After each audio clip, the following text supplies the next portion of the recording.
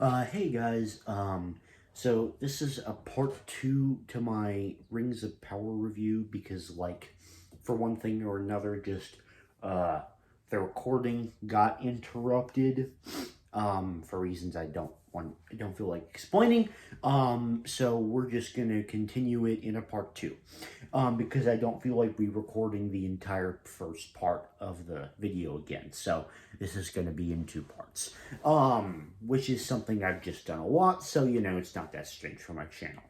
Um, so now we're gonna get into the characters. And I'm gonna tackle this kind of like, just one by one, concise little bits about each like character and group. So to start with, the absolute worst character on this show has got to be Galadriel. Now, when I say that a character is bad in this show, it is purely due to terrible writing. I mean, like, budget of $1 billion.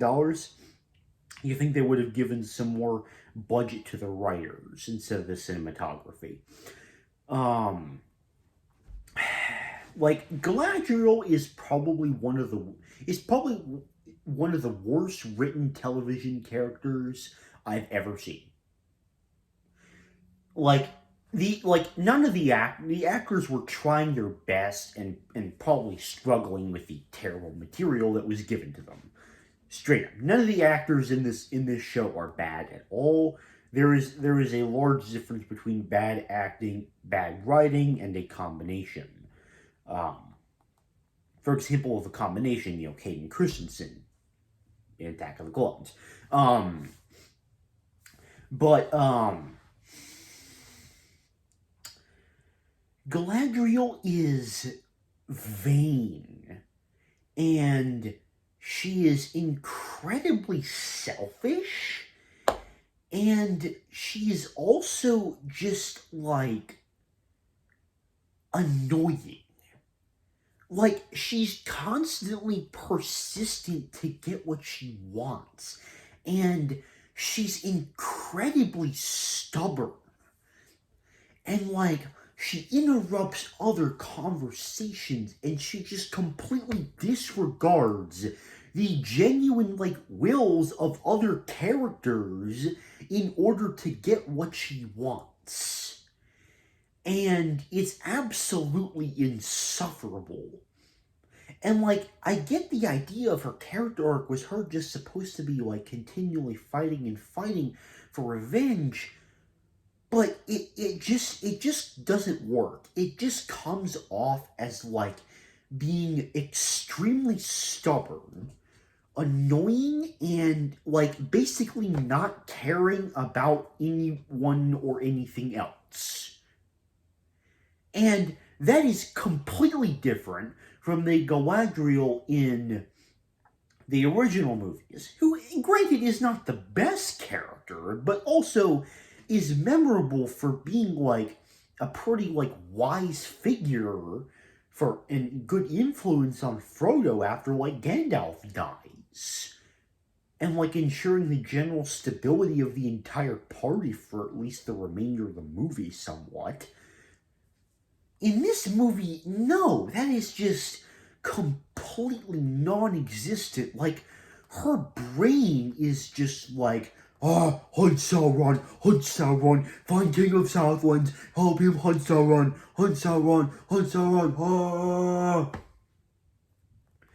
Like, it's absolutely awful. Like, getting this, well, another like character that I had a major problem with in this series was Nori. So, if you're not that familiar with Lord of the Rings lore, Harfoots are basically the precursor to hobbits, and they're also the ancestors of what would become known as the River Hobbits, which would be people like Smeagol and Deagol, those kinds of hobbits, not the ones that you would find in the Shire. Um, and because they're the ancestors to the more nomadic river hobbits, because they eventually split to one group, but for now they're just Harfoots. So that's what Harfoots are if you were not familiar with the lore. So Nori, I feel like, is a combination of Frodo and Pippin, right? Frodo was this fantastic character because he understood that he had to do something more for more than just himself, and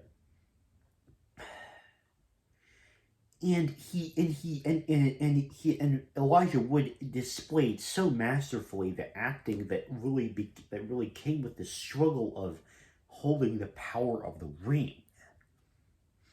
And Pippin, is primarily played for jokes, more for jokes compared to a lot of the other hobbits, but throughout the second and third movies, he really grows as a character because he has to be without Merry, and he really gained a sense of individuality and strength through his personality.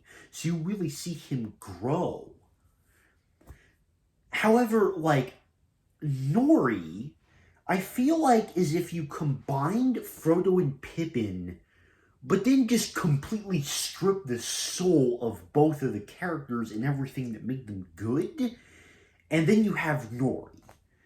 It literally feels like a rip-off mishmash combination of Frodo and Pippin. And that is not a good thing either.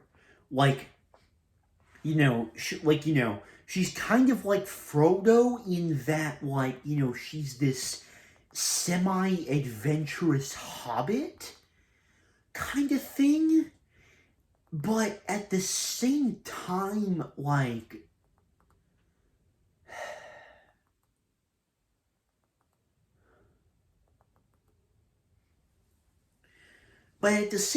she's being urged by her family to stay home.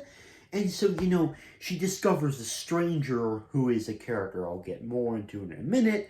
And, she's like, I believe I was destined to help this guy, okay, fine, that's all well and cool, whatever. And then, no one else likes him, he has to defend him and all this stuff.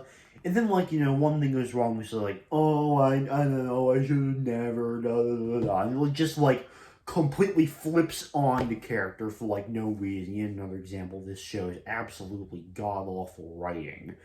But I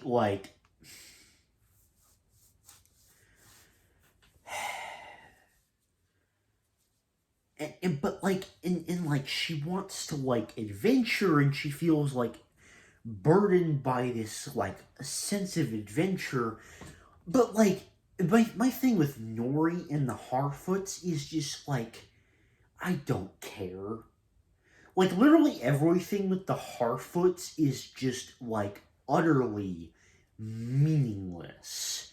It doesn't really accomplish anything in the plot, except for barely revealing details about who this stranger actually is. And oh my god, I'll get to that because that was also pretty terrible. I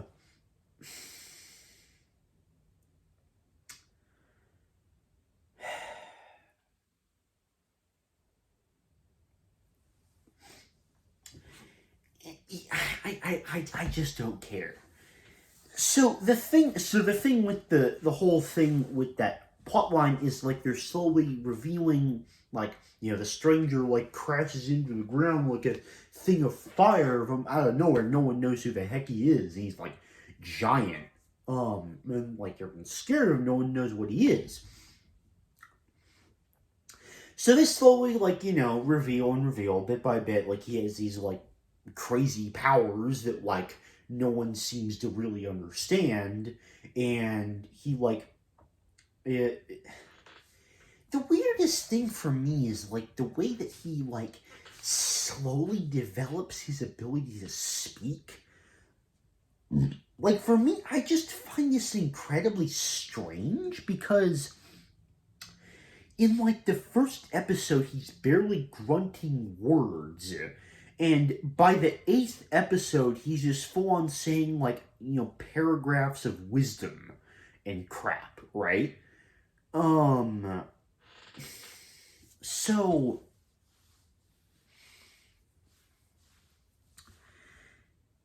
that whole thing just confuses me, like, just right off the bat. But then we get to the part about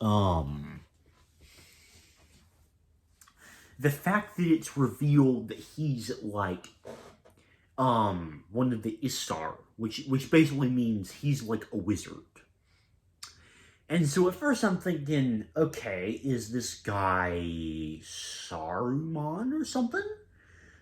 But then we get, when in doubt, Eleanor Brandyfoot, always follow your nose.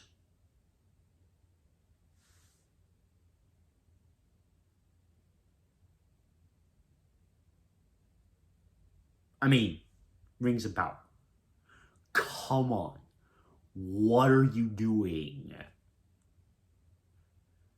You did absolutely nothing to tease that this character in any way would be Gandalf at all. Besides slowly revealing he had like wizard powers no one was supposed to do and infer by the large amount of body hair in the beard. No! No! That just doesn't work. No! No, that's such a blatant rip-off of everything that made Pippin and Gandalf's relationship good. You cannot do it the same with forgettable Frodo-Pippin combination. That detail in particular really, really ticked me off. And then we get to Bronwyn and Arondir and Theo, who's Bronwyn's son. And I couldn't care less. I mean, just like, the battle scenes are cool, but like, beyond that, the plights of all these characters, the romance is awful.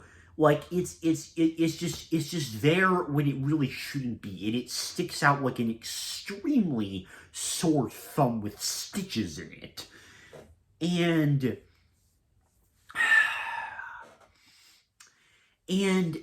like, Arondir is just such a forgettable character. And I mean, Theo's there, he's also very forgettable, but also kind of harmless. But Arondir is just straight up bad. Like, he's just bad and forgettable at the same time, which is miraculous.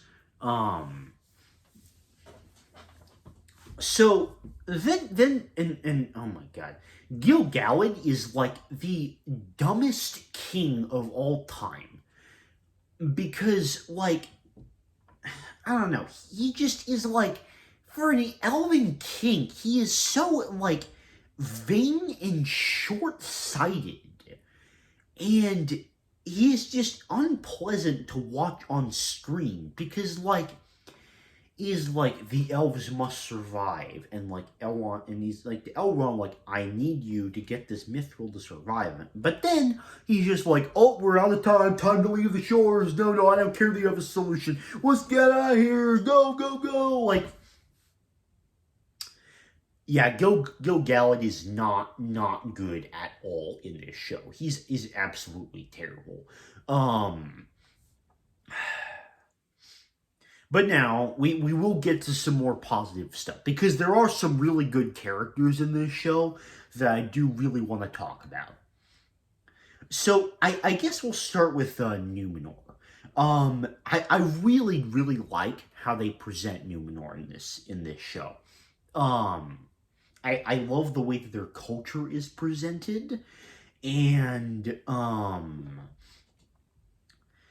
Queen Miriel is a little bit staid, but to be honest, for the most part, she's kind of there, and acceptable. She doesn't really do anything atrocious on screen a lot of the time. So, my only complaint would be I feel like she just kind of like switches perspective too quickly. Like, I feel like in the beginning of the show, like in episode 3 when Numenor is first introduced, like, she's like very adamant on like, no, we need to stay around the island. I just feel like she's convinced a little too easily to go to like the Southlands to help the people. But, beyond that, she's acceptable. I'm fine. I really like Elendil in this series. I think he's acted very, very well. And considering he's a character that we don't really see much of, like, in the original series, just because he's, like, killed in the opening montage, because it's, like, explaining the backstory of the, Last Alliance, I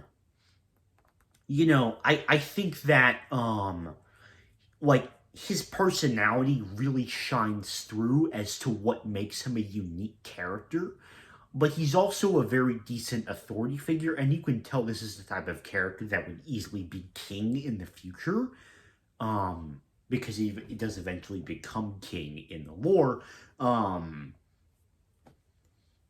obviously you kind of can guess that if you've seen the movies, so... Yeah, I like Elendil. And Isildur as well, I don't know where they think they're going with him supposedly having died, because that would break the canon. But, I'm holding out hope for this show. I'm holding out hope that it does not repeat the same failures as Obi-Wan Kenobi and break canon several times. It did not... in this first season, that's the only potential hint of it, and I'm holding out hope that does not happen. But yeah. But in general, for Isildur, like, he's like at sea, but he's like constantly daydreaming, and he like wants to experience life out west. And granted, is it a simple trope? Yes. But is it one that works? Also, yes. It's a simple trope, but one that works. And so, therefore, I like Isildur's character. I think he's pretty good in this show. I also really like how Numenor is presented. I think that in, like, Khazad-dûm is, like, cinematically the best, like, shots and scenery,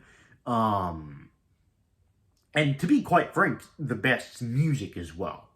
Not that the Elven Kingdoms or the Southlands were bad, but that's just the part I like better. And I'll get to the dwarves in a minute, because I have a lot to gush about the dwarves.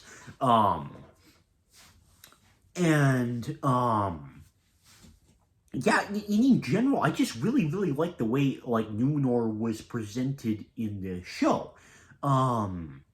It's pretty simple, and, like, a lot of the characters were actually pretty decent. So yeah, Numenor is definitely a large positive for this show, certainly. And then probably my favorite part of the entire show was the plotline involving the dwarves. Now, I really like dwarves. They're probably my favorite of the races, and that I have a little bit more of an attachment to the Hobbit movies than some people because of that fact, because I just really like dwarves and the way that they're explored more in those movies compared to just the original ones. So...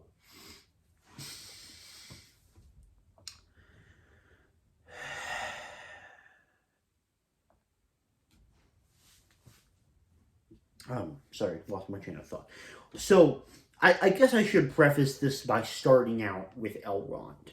So, Elrond is, like, when I first saw him, I'm like, what the heck is this design? But, as I go further into the show, I realize that they actually did a pretty decent job describing the half-elven nature of Elrond, which I'm not sure is something a lot of people really know about, because he is actually half elven. I'm pretty sure this is mentioned at some point in the show, but it's not really an open fact. It's, like, openly stated as, like, something necessary to the plot. So all those things considered, pretty good job on the like design. And honestly, Elrond is like one of my favorite characters in the show. Like probably one of the best written, easily, because he has so much charm in his personality that is like easily held over from. And like there's a lot to live up to because Hugo Weaving did a pretty darn good performance in the original trilogy, but I say that it is certainly up to that quality. I won't say better, but it is definitely up to, like, on par with the quality of Hugo Weaving's performance for me. Because his general charm that he brings to the character and, like, the way that he engages in conversation and like his like just choice of dialogue, it just makes him very fun to watch. And in general, I very much enjoyed myself with Elrond. The only thing I didn't like, and this is more of another snark at Galadriel, is like their friendship and just I just find it kind of weird, like the way that they hugged and like dear friend. But beyond that, it's fine. It's fine. So with Elrond, Celebrimbor is just kind of there. He's not too good, not too bad. He's just like a perfectly average character, in my opinion. He's just like there. But also, he's also not just so there that he's forgettable, unlike like Theo or something. So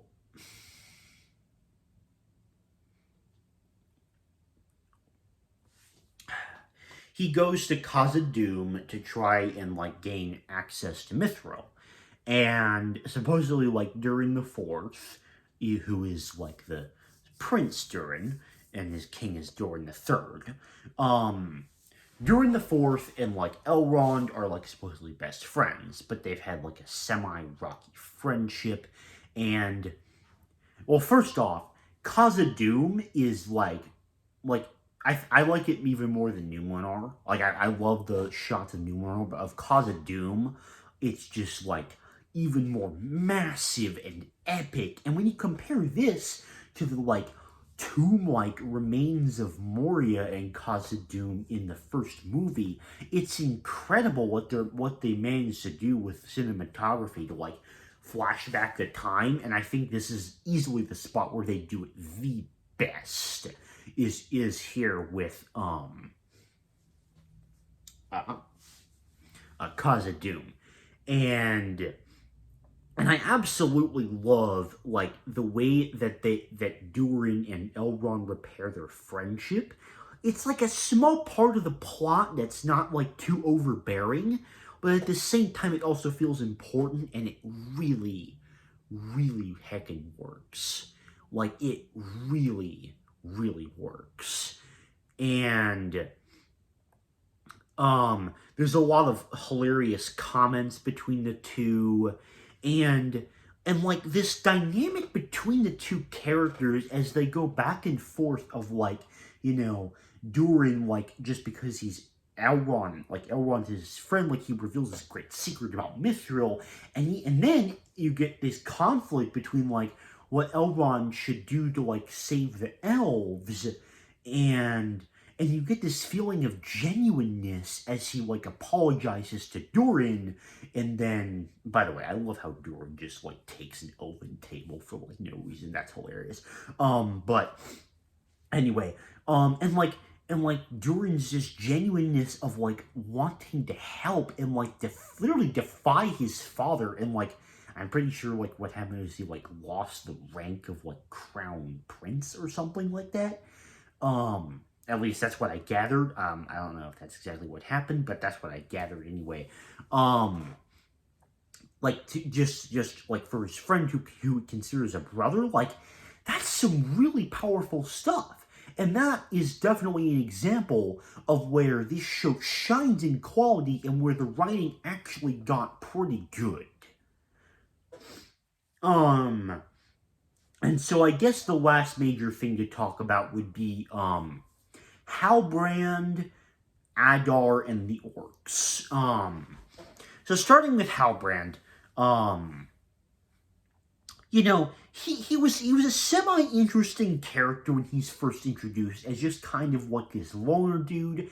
No one really knows anything about his backstory, and um, all this time they're like slowly trying to reveal like who Sauron actually is, and I'll be completely honest, I did not see that twist coming. Like the Halbrand was Sauron, like that is actually like pretty darn epic. Like good storytelling, and especially when you think about like, all the like when he says he's an evil and just like in general how like conspicuous his background is and just like completely hidden. Like his backstory and stuff. So yeah, I mean, I think personally, like excellent job on that twist reveal. That was a great job, and like we slowly learn more and more about his like general motivations and things like that. And then the final episode, just his reveal as Sauron is done like absolutely excellently. I did not see that coming at all. So like props to the show for that. Um and the another thing I really, really, really liked was Adar. Now, for several episodes, I was convinced that he was actually Sauron, and like Adar was just like this, like I guess like um black tongue word for like black speech word or orcish word for um like I don't even know, like Sauron or something. But I guess it meant like Lord Father or something. And his introduction is very epic. He's not really a villain, but like he serves as a half decent antagonist for the role that he plays. He's not that in depth, but he also doesn't need to be because he's not really a main villain of the show. Like he serves his role perfectly, I feel like, as an antagonist that's trying to accomplish some evil things and like resurrect Sauron and refine this thing to resurrect Sauron and stuff like that. And I think he has a pretty intimidating screen presence and is acted pretty darn well, actually.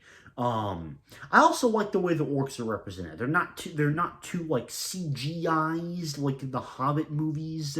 But they're also not as good as the ones in the original movies. But few will match the quality and practical effects that the orcs reached in those movies.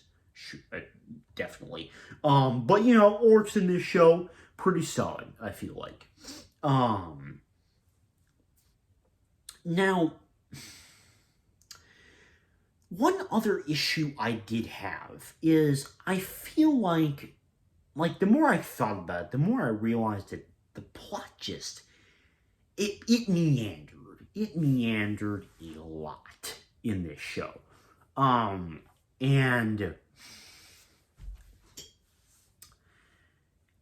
it like the pacing just was kind of a bit off. It wasn't bad per se, but it really just feels like it just wasn't that good. I feel like they could have done a better job with it. Simple as that. And also, like, I feel like for a show called Rings of Power, I feel like the rings element of it should have been maybe introduced like a little bit sooner than the last like 10 minutes of the final episode. Like, I don't know. I feel like, they were trying to hit this balance between like exploring things in the Second Age that were familiar, but also like building up to the creation of the Rings of Power. And I don't know, they just like they were almost there, but they didn't quite hit that balance. So it just kind of like gives the show like just kind of a strange feeling, just because like it feels off somehow, and that's just because I feel like the pacing could have been done slightly better. But in conclusion, there are some real highs and there are some real lows. This show is a very diverse range of quality. So would I recommend it? Yes. However, just beware that there are a lot of bad things about it, but like if you like Lord of the Rings, and I'm not judging this how well it does as a like Lord of the Rings spin-off show necessarily, at least not as much as I would review it as a normal TV show. As much as a massive Lord of the Rings fan I am, I just wouldn't judge it like that. But I would recommend this show, but and keep an open mind. Like, believe me, once you get past the first episode, like, the quality improves massively. Like, I cannot restate that enough more than anything. Get past the first episode, which, like, I know everyone said, like, everyone reviewed this show saying it was boring. Get past the first episode, and you already see a decent, but for me, massive increase in quality of the show. That is going to do it for my Rings of Power review. This is definitely one of the longest reviews I think I've ever made about a TV show, but I just had a lot to say about it, so both good and bad. And obviously this is going to be 2 parts, so combined this is probably like something like almost 40 minutes, I think, but I'm going to end it here. Thank you for watching, and I'll see you guys later, and very soon I'm coming with a She-Hulk review. I'll see you guys later. Bye-bye.